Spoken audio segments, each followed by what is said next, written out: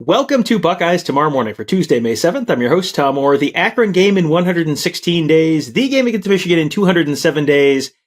Depending on how that Ohio State Michigan game shakes out in 207 days, could have a significant role in determining who plays for the Big Ten championship. Certainly would not be the first time that was the case, but it is the first time that we are at this point of the season, and we have no idea how the Big Ten plans to break a tie, because there are no more divisions this year.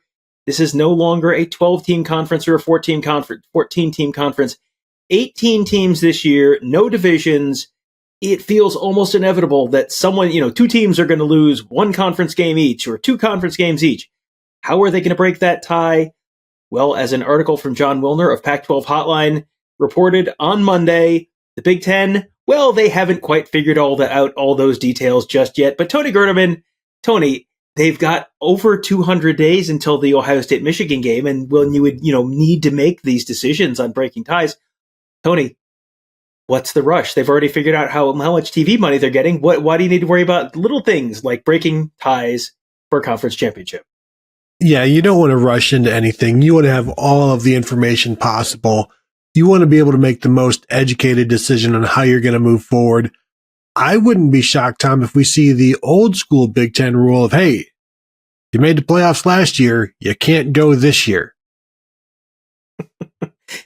Yeah, we are moving briefly into the future, but the no repeat rule returning, probably not. Boy, I don't think that would go over real well if they brought back. And just in case you're wondering what he's talking about, way back in the day, they used to, if you went to the Rose Bowl one year, you won the Big Ten, you went to the Rose Bowl the next year, you went to the Rose Bowl, you were not allowed to go to the Rose Bowl the following year. So 1968, Ohio State wins the national championship. They went to the Rose Bowl, beat USC and O.J. Simpson. The next year, in 1969, if they had beaten Michigan and finished their season with a perfect regular season record, that was it. That would have been the season. They would have won the national championship because they were not eligible to go to the Rose Bowl the next year. That rule has been gone for a while. How are they going to break ties this year? Well, that is an open question. This was a fascinating article to me because it went into all sorts of stuff about all the different stuff they've had to figure out in terms of the schedule. Because 18 teams, you're playing in all sorts of, all four time zones, you're all over the place. It said they had 262 different versions of the schedule possible. I guess that is a testament to exactly how careful and detail-oriented they are being. It also feels like a little bit of a testament to hey, this might be a little overly complicated with 18 teams. Yeah, overly complicated with 18 teams, no divisions, which makes things easier when you have divisions because you have some constraints there. Here, you're kind of setting your own constraints and you're not trying to make one program have any more difficult schedule than another. You want them all in the same kind of range in terms of difficulty, which is difficult when Ohio State doesn't have to play Ohio State and anybody else would, or Michigan doesn't have to play Michigan. So you've got these certain level of teams that can't play the hardest level of schedules necessarily because they've removed themselves from that. Whereas you've got a Purdue or Indiana, and you've got to make things maybe a little bit easier for them and yet still make it similar to all of the other schedules. So all of these different things you got to take into account: travel, rivalries. The 262 thing jumped out at me that. You can't spend too much time on that many because there had to have been somewhere it's just we're not, don't even a whole patch of what about this kind of thing that we do here? No, we'll just set those aside, but we're still going to count it to make it look like we're very, very thorough. But still, this is not an easy thing when you're doing it for the first time and you're kind of setting how things are going to go for the next, 5 years or something like that. So the first time you're doing this, I think, is a really, really sizable undertaking. Well, and this is one of these things where with a lot of things in college football, you can kind of go back and look at, hey, if we did it this way, what would the last 5 years have looked like? And would there have been a really obvious year where it's oh boy, that really makes no sense, or oh boy, we would have really disqualified clearly the best team in the league based on tiebreaker priority or whatever. This year, adding 4 teams, Oregon, Washington, USC, UCLA to an already large conference. I don't know how you project, okay, well, if those 4 teams had been playing in the Big Ten, here's definitely what would have happened in the last 5 years. It feels like you're kind of trying to do this, and it's going to be a lot of guesswork. And the reason this is going to be a challenge this year is you have 18 teams in the conference. They're playing 9 conference games. You're playing more conference games than the SEC is, for example. So that's certainly going to help.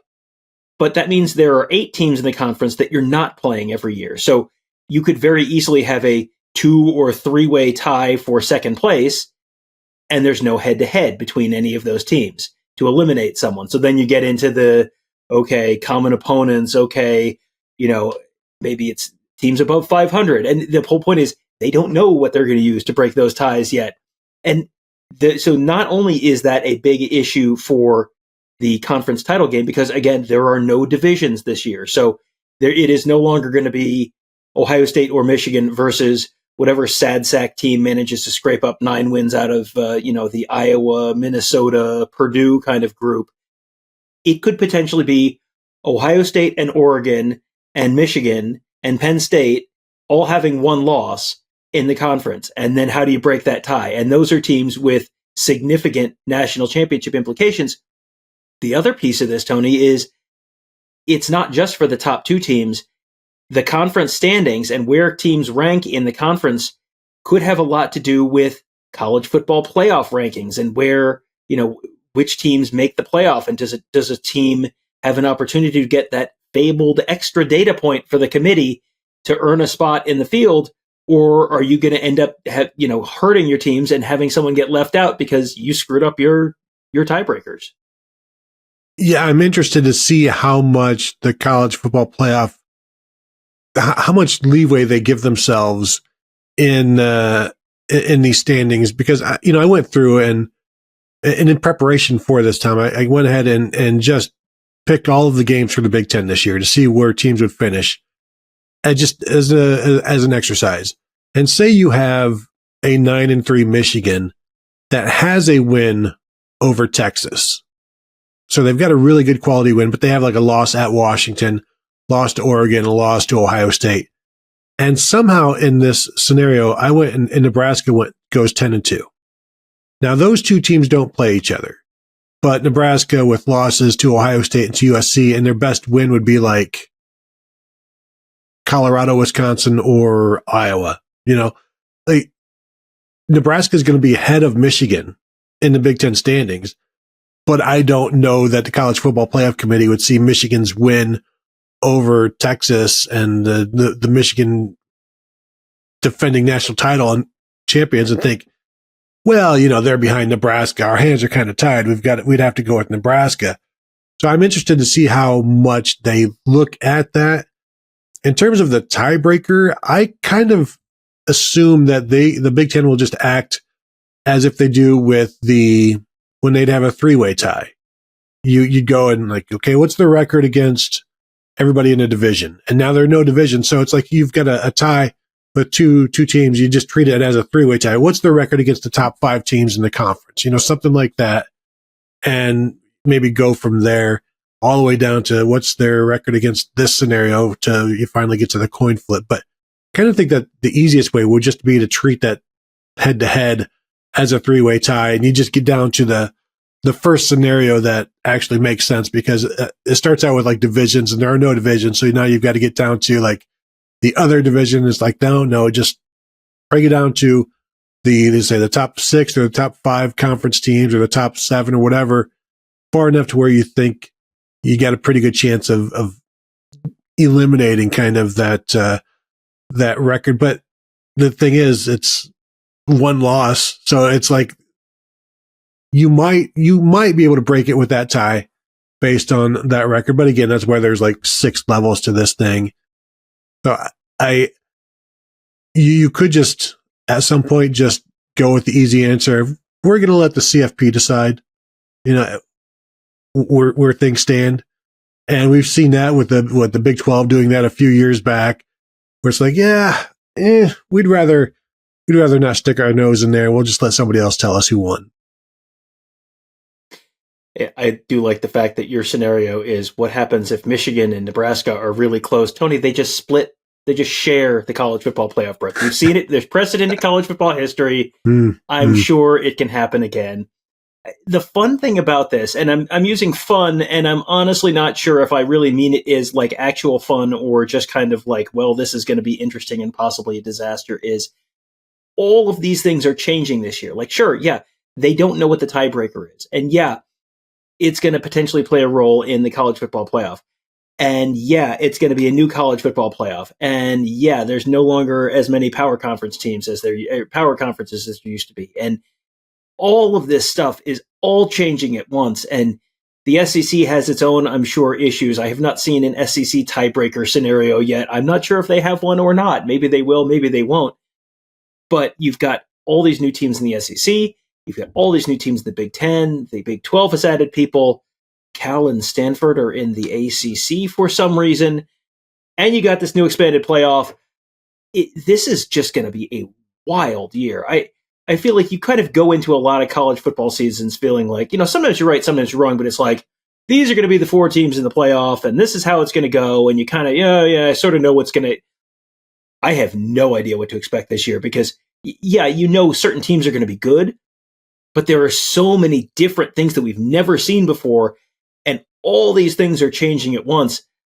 I think I really mean the word fun in the traditional sense of fun when I say this is going to be fun this year. I'm pretty sure I mean it, but this is going to be fun this year. Fun if you're the kind of person that likes to keep score at a baseball game. That kind of fun. Because I feel like when we get the Phil Steele magazine, you're going to be looking like, where is this team now? Like, forget the players. That's another topic. Like, where is this team? That SMU and here, and like, I didn't even realize all of these teams were in the ACC. But I mean, you could have another show entirely on like guess where the quarterback is now and see how you do. You could make that a game show, a weekly game show, in terms of, hey, now where is this quarterback? Like DeQuan Finn at Baylor now. Like a lot of that stuff is going to be really fun to watch at that point. It's kind of disappointing at times to see like a Toledo lose a very good player, but then it's like, yeah, but now he's going to be in a bigger opportunity, new faces. And as I always say, that's the best thing about college football. The new faces every year. Now, not necessarily the same face on new teams every year, but you only get the same team in college football once. It's different every single year. Now more than ever, yes, go ahead and grab a scorecard, keep score at home because it's get a program wherever you go and you can look at it like, I remember this guy on Michigan State last year and now I'm watching him play for Ohio State or for Nebraska or wherever. And remember, the player that you're booing tomorrow, you could be cheering for the next day.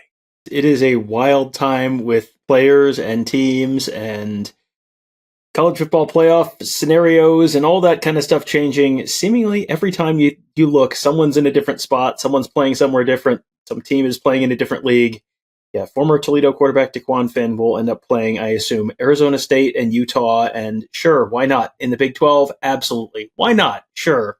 Welcome to 2024, where the rules are made up and the points don't matter. That is college football this year. It is going to be a whole heck of a lot of fun. We'll be following all that for you at BuckeyeHuddle.com. This is a great week. We are running that annual membership sale right now. This is a great week. If you have not jumped on that deal already, this is the time to do it. Kevin and Mark are doing their Southern Swing right now. They just met with David Sanders, 5-star offensive lineman, top offensive lineman in the class of 2025.